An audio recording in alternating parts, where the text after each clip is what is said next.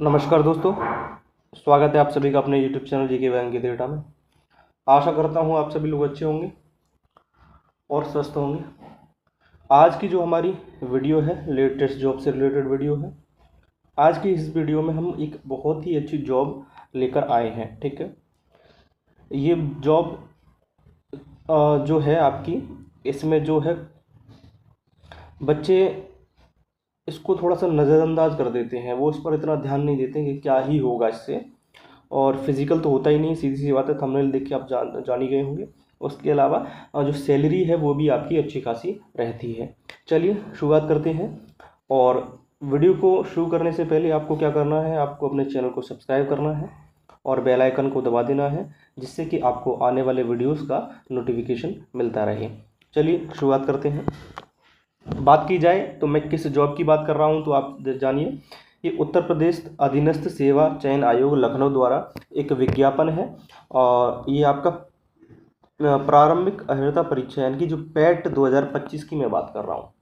इसको बच्चे नज़रअंदाज कर देते हैं कि सर इससे तो कोई वैकेंसी आती नहीं है।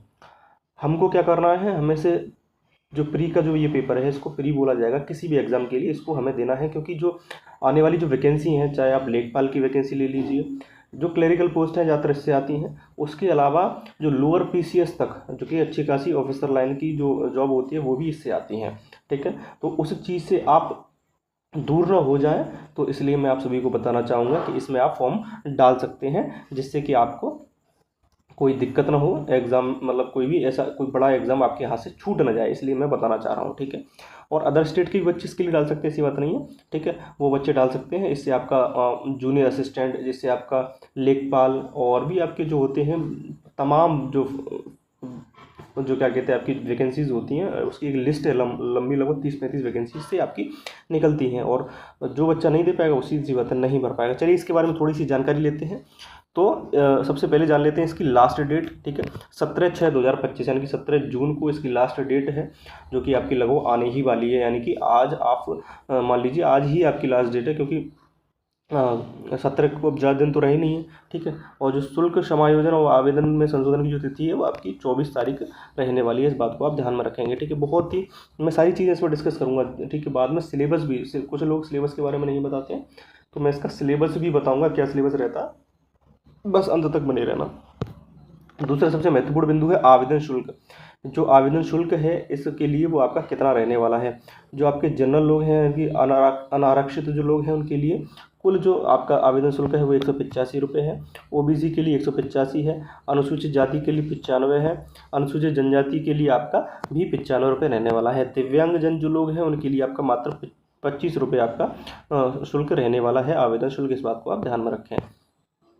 आगे हम बात करते हैं आयु सीमा की। आयु सीमा की अगर हम बात करें तो 1 जुलाई 2025 के तहत आपकी जो आयु है न्यूनतम 18 वर्ष होनी चाहिए, और जो अधिकतम है वो 40 वर्ष से अधिक आपकी नहीं होनी चाहिए। इस बात को आप ध्यान रखेंगे। ठीक है, इसमें कुछ एज क्राइटेरिया की भी छूट की बात है, उसको आप देख सकते हैं। ठीक है, चलिए आगे बढ़ते हैं। सबसे महत्वपूर्ण बिंदु, उत्तर प्रदेश अधीनस्थ सेवा चयन आयोग द्वारा आयोजित की जाने वाली प्रारंभिक अर्हता परीक्षा पैट का शासन द्वारा अनुमोदित पाठ्यक्रम क्या है। सबसे पहले जान लीजिए, इसमें प्रश्नों की जो संख्या रहती है वो आपकी 100 रहती है।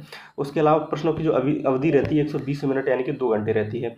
पूर्णांक की बात कर लें तो जो आपके नंबर रहते हैं वो 100 रहते हैं, यानी कि एक क्वेश्चन आपका 1 मार्क का यानी कि 1 अंक का रहता है। सबसे पहले बात कर ली जाए आपका भारतीय इतिहास, तो इससे आपके 5 प्रश्न बनते हैं 5 अंकों के।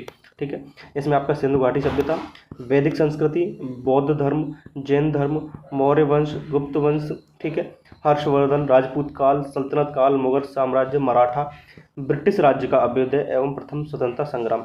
इसके अलावा ब्रिटिश राज्य का सामाजिक आर्थिक प्रभाव, ये आपका भारतीय इतिहास के तहत आपका बनता है सिलेबस पैट का। ठीक है, जिसमें कि आपके 5 प्रश्न बनते हैं 5 अंकों के। बात की जाए भारतीय राष्ट्रीय आंदोलन की, तो इससे भी आपके 5 प्रश्न बनते हैं। तो पहला है स्वाधीनता आंदोलन के प्रारंभिक वर्ष। दूसरा है स्वदेशी तथा सविनय अवज्ञा आंदोलन, महात्मा गांधी तथा अन्य नेताओं की भूमिका। क्रांतिकारी आंदोलन तथा उग्र राष्ट्रवाद का उदय। विधायी संशोधन तथा ब्रिटिश इंडिया एक्ट 1935।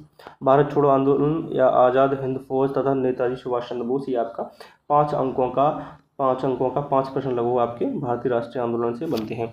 दूसरी बात की जाए ज्योग्राफी की यानी कि भूगोल की, तो इसमें भी आपके 5 अंक 5 प्रश्नों की बनती हैं।